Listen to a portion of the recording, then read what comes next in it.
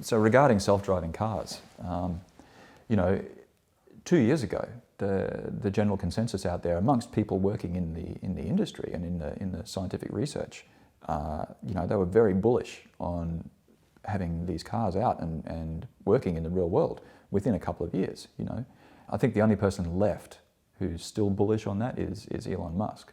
You know, he's saying, I think by the end of, is it next year, he'll have a million robo-taxis on the roads.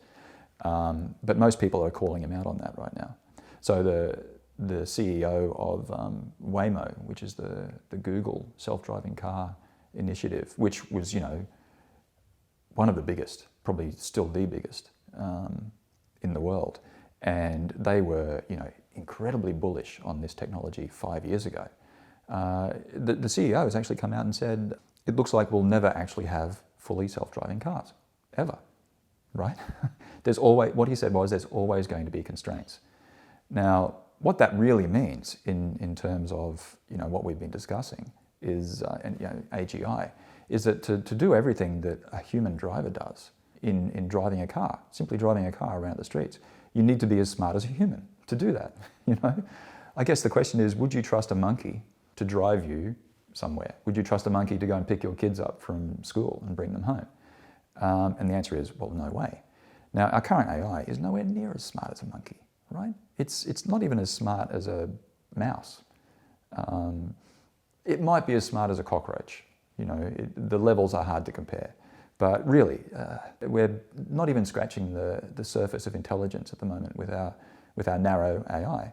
So the thought that you could actually take this narrow AI and put it in a car and it could successfully drive a car, you know, in all circumstances, I think is just ridiculous, and it's actually really irresponsible. Not to put too fine a point on it. It's just never going to work.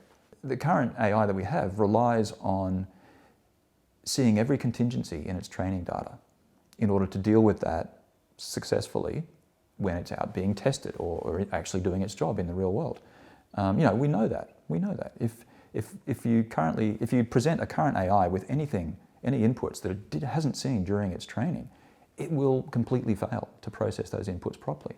And there's no way you can gather enough training data to handle every potential problem that a car is going to encounter in the real world. It's just impossible. So you need something like human thought, human generalization, and human extrapolation, and this idea of applying what you currently know to novel situations. You need that in the car to make the car safe. We currently don't have that. So that's it for self-driving cars for quite some time.